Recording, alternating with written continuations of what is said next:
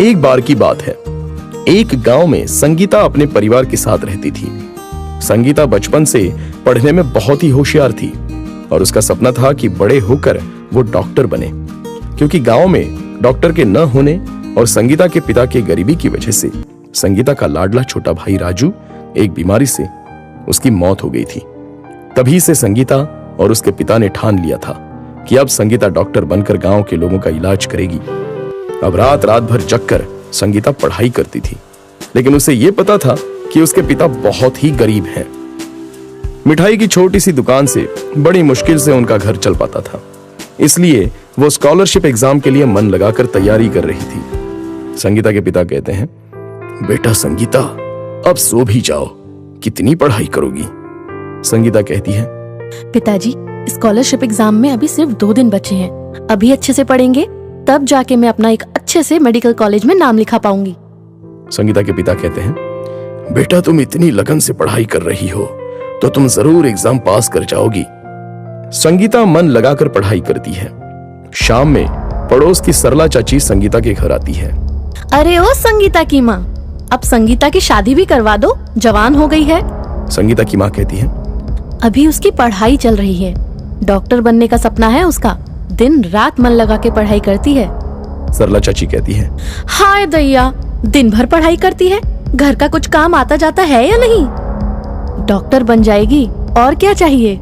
सरला चाची कहती है, बड़ी आई डॉक्टरी करने, घर का कामकाज नहीं आएगा तो कौन भी आएगा इसे।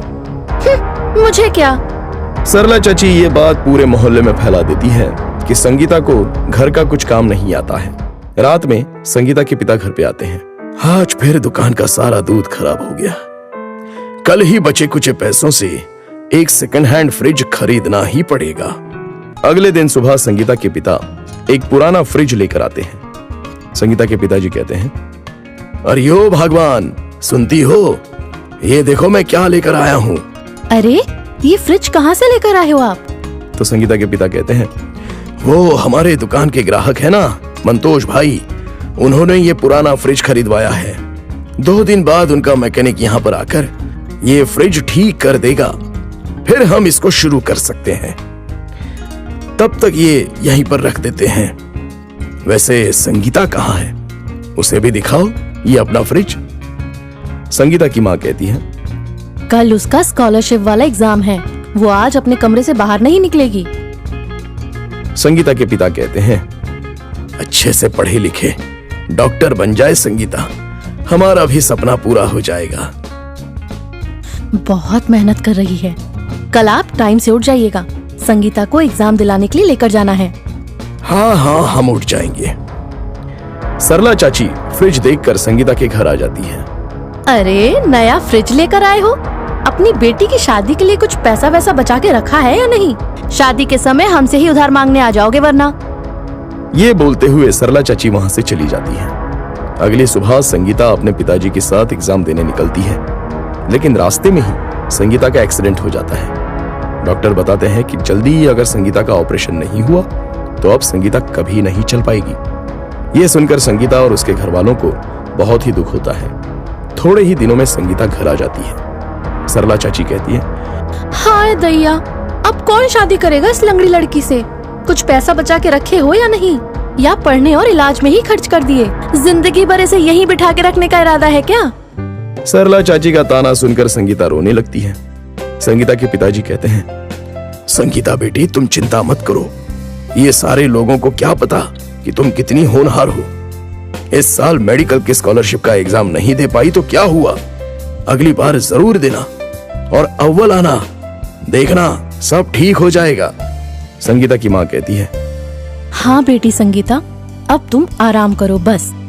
संगीता सो जाती है। संगीता के पिताजी बहुत परेशान थे। क्या बताए भगवान, हमारे पास जितना पैसा था हम लोगों ने संगीता की पढ़ाई पर लगा दिया, अब भगवान ही जाने कि इसका ऑपरेशन कैसे होगा। तभी कमरे से संगीता की आवाज आती है, माँ, माँ। क्या हुआ बेटा? संगीता कहती है, मेरे हाथों में सूजन के कारण दर्द हो रहा है माँ, आप इसमें बर्फ की सिकाई कर दो ना, आराम मिलेगा मुझे। हाँ बेटा, मैं अभी लाई। संगीता की माँ फ्रिज से बर्फ निकालने लगती है। तब वो देखती है कि फ्रिज के अंदर कुछ सुनहरे रंग जैसा चमक रहा है।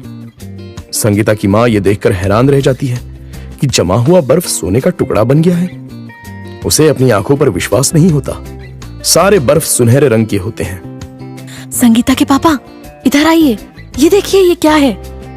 मुझे तो यकीन ही नहीं हो रहा है, ये तो जादुई फ्रिज है। संगीता के पिताजी कहते हैं, क्या हो गया, क्यों चिल्ला रही हो? संगीता के पिताजी टेबल पर इतना सोना देखकर अपनी आंखों पर यकीन नहीं कर पाते हैं और कहते हैं, ये जादुई फ्रिज है जो बर्फ सोना बन रहा है। हे भगवान, तूने हमारी सुन ली। अब हम अपनी बेटी का इलाज बड़े हॉस्पिटल में करा सकते हैं। इस साल बिना स्कॉलरशिप के संगीता का मेडिकल कॉलेज में दाखिला हो सकता है। संगीता की माँ कहती है, हाँ हाँ, ये तो भगवान का ही चमत्कार है। अब थोड़े दिन बाद संगीता के पिताजी जादुई फ्रिज में मिले सोने को बेचकर संगीता का ऑपरेशन बड़े अस्पताल में करवाते हैं और थोड़े ही दिनों में संगीता बिल्कुल ठीक हो जाती है और कुछ ही सालों में संगीता अपनी लगन और मेहनत से डॉक्टर बन जाती है और संगीता के पिता मिले हुए सोने से गांव में विकास करते हैं। गांव में एक अस्पताल खुलवाते हैं जहां संगीता सबका मुफ्त इलाज करती है और संगीता की कामयाबी और गांव का विकास देखकर सारा गांव हैरान रह जाता है। टीकमगढ़ नाम के एक गांव में मानसी अपनी माँ सुमित्रा, चाचा बलदेव और छोटे भाई कौशल के साथ रहती थी। मानसी के पिता का देहांत हो चुका था, जिसके बाद बच्चों की परवरिश की सारी जिम्मेदारी सुमित्रा के कंधों पर आ गई थी। मानसी बहुत ही समझदार और होनहार लड़की थी। हर समय इन किताबों से ही चिपकी रहती है। जाकर रामधनी काका की दुकान से ये सामान लेती आ। बेटियों का धर्म चूल्हा चौका करना होता है, ना कि पढ़ाई लिखाई करना। मैं तेरे भाई के पढ़ाई का खर्चा उठा लूं, बस वही बहुत है। ना जाने कब तुझे ये बात समझ आएगी। हाँ माँ, जाती हूँ। मानसी अपने छोटे भाई के साथ बाजार की तरफ निकल पड़ती है और काका की दुकान पहुँचती है। काका, माँ ने ये सामान मंगवाया है, जल्दी से दे दो, फिर जाकर मुझे पढ़ाई भी तो करनी है। अरे हाँ, जैसे पढ़ लिख के बहुत बड़ी दरोगा ऑफिसर बन जाएगी। पहले अपनी माँ को बोल कि मेरा पुराना उधार चुकता करे, फिर मैं कुछ उधार दूंगा। तभी दुकान पर खड़ा एक ग्राहक और उसके दो दोस्त सरपंच का पैसों से भरा हुआ बटुआ लेकर भाग जाते हैं। सरपंच जी मदद के लिए गुहार लगाते हैं, लेकिन कोई भी उसकी मदद नहीं करता। ये देख मानसी अकेले ही उन चोरों के पीछे भागती है और अपने भाई के गुलेल से निशाना लगाकर एक एक चोर को मार गिराती है और सरपंच काका का पैसों से भरा बटुआ वापस लौटा देती है। ये देख बाजार में सब मानसी की समझदारी और दिलेरी की खूब वाहवाही करते हैं। वाह बिटिया, तुमने तो कमाल कर दिया। इन चोरों बदमाशों ने सारे गांव को परेशान कर रखा है। सब इनसे डरते हैं क्योंकि ये भैरव के गुंडे हैं, इसीलिए पुलिस भी इन्हें कुछ नहीं कहती। काका, जिस दिन मैं पुलिस ऑफिसर बनी उस दिन मैं सबको ठीक कर दूंगी। तुम बहुत ही निडर और होनहार हो। देखना, तुम एक दिन जरूर ऑफिसर बनोगी। ये देख रामधनी को भी अपनी गलती का एहसास होता है और वो मानसी को सामान दे देता है। माफ करना बिटिया, ये लो सामान। माँ को बोलना पैसे जब हों तब चुका देगी। मानसी और रोशन दोनों घर पहुँचते हैं और थोड़ी देर में मानसी के चाचा बलदेव भी खेत से आ जाते हैं और कहते हैं, अरे वाह मानसी बिटिया, तूने तो कमाल कर दिया। गांव में हर तरफ तेरी ही बहादुरी के किस्से हैं। हाय राम, अब क्या बवाल कर दिया इस लड़की ने। बवाल नहीं भाभी, कमाल कहिए कमाल। इसने बड़ी सूझबूझ से उन चोरों को मार गिराया और अपने सरपंच जी के पैसे की रक्षा की। मैं ना कहता था, हमारी मानसी बहुत ही होनहार है।